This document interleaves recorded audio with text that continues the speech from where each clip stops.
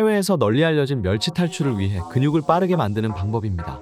매년 여름 복근과 팔뚝 운동만 하시고 계신가요? 근육 성장을 극대화하면 과연 얼마나 빠르게 근육이 성장할까요? 운동을 한 지가 꽤 됐는데 처음과 다르게 운동이 재미가 없어요. 몸도 안 커지고요. 많은 헬린이 여러분들이 6개월에서 1년 사이에 상당히 많은 근육 성장을 맛본 후 N년 차가 되면 증가는 완전히 멈추고 흥미도 잃어버리는 운태기를 맞게 됩니다. 여러 논문을 참고해 운태기를 극복하고 헬린이에서 헬창으로 가기 위한 진짜 방법 몇 가지를 정리하였습니다. 1년에 약 10kg 벌크업 증가를 한 경험자들의 운동 프로그램입니다. 물론 약물은 제외입니다.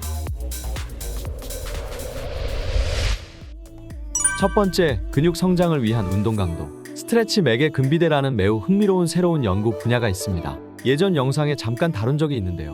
기본적으로 일부 근육은 스트레칭된 자세에 있을 때 가장 큰 부하로 더 빨리 성장한다는 것입니다.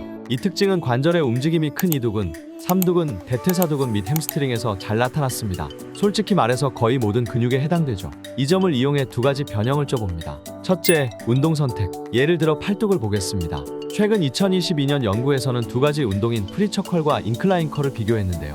프리처컬은 이두근이 거의 완전히 펴졌을 때 가장 부하가 큽니다. 반면 인클라인 컬은 이두근이 완전히 수축 직전에 부하가 크다고 나타났습니다. 두 가지를 9주 동안 테스트한 결과 프리처컬이 인클라인보다 약 150% 더 성장했습니다. 물론 삼두근에도 비슷한 효과가 있죠. 다른 연구에서는 실험 대상자의 한쪽 팔로 오버헤드 익스텐션을 수행하고 다른 쪽 팔로 삼두근 팔굽혀 펴기를 수행했는데요.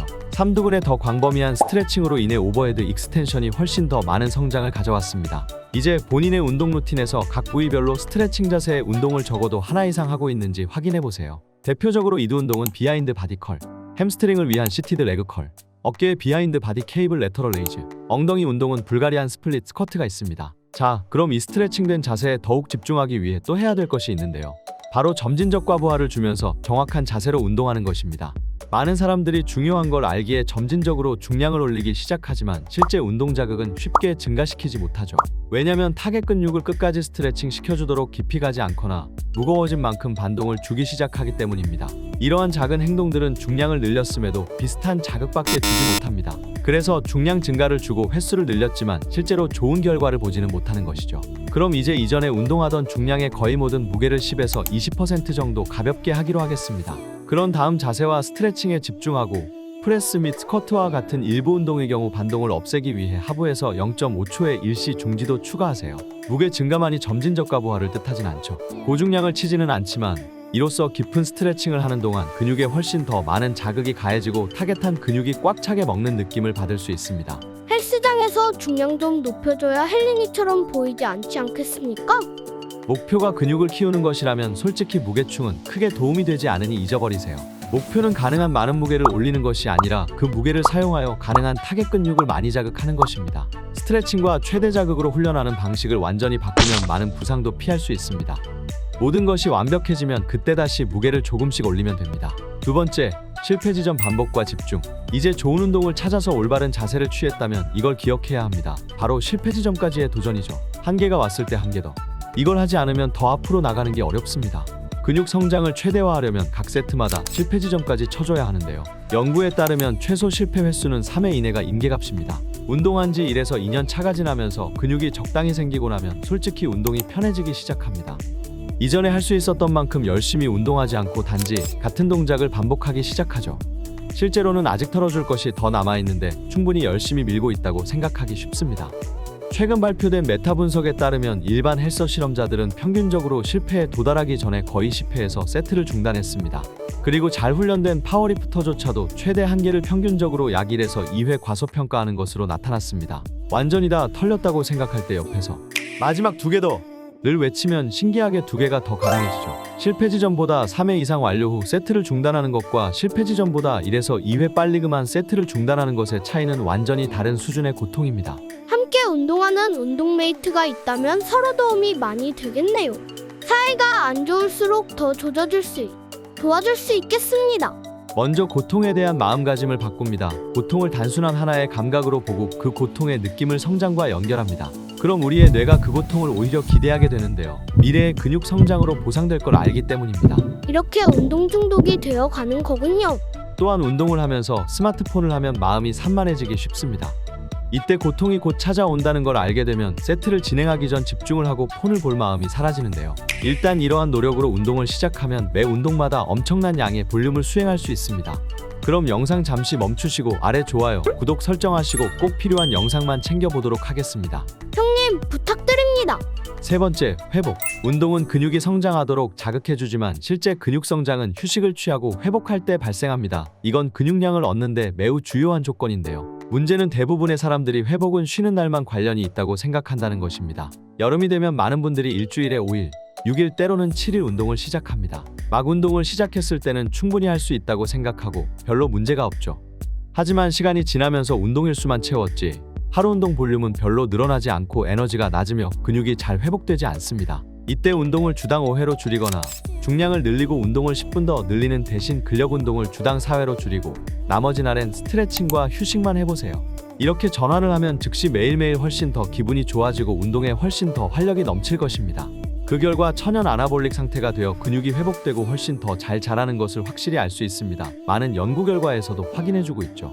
잦은 운동이 나쁜 게 아닙니다. 하지만 몸을 혹사시키지 마세요. 물론 여전히 열심히 운동을 하며 성장을 위해 충분한 주간 볼륨을 넣어줘야 합니다. 연구에 따르면 매주 각 근육당 최소 8에서 10세트를 권장합니다. 모든 사람들이 같은 스케줄을 가지는 것은 아니므로 성장기에 있는 회복력이 뛰어난 사람들은 더 많이 운동해 주셔도 됩니다. 몸이 회복해야 하는 스트레스는 운동만이 아니라는 점을 명심하십시오. 일과 삶의 관계는 모두 추가 스트레스 요인이 됩니다. 형님들의 몸과 마음은 체육관에서 일주일에 5일 이상을 할 수 있는 회복 능력이 없을 수도 있습니다. 그러니 억지로 하지 말고 나의 몸이 나에게 보내는 신호에 귀를 기울이세요. 네 번째, 식단. 지금까지 우리는 운동에 대해 이야기를 했습니다. 그러나 식단을 바꾸지 않았다면 그 모든 운동이 별 효과가 없는 노동이 될 수 있죠. 그래서 성장을 극대화하기 위해 연구에 따르면 일반적으로 벌크업이라고도 하는 칼로리 과잉 섭취가 필요할 수도 있습니다. 하지만 운동량과 마찬가지로 많이 먹는다고 항상 좋은 건 아닙니다. 실제로 벌크업이라는 게 가능한지 궁금합니다. 몸이 커지려고 운동을 시작했는데 먹으면 배 나오고 안 먹으면 팔다리가 얇아지고 잘 모르겠어요. 한 연구는 빠른 벌크업과 느린 벌크업이라는 림매스업의 효과를 비교했습니다.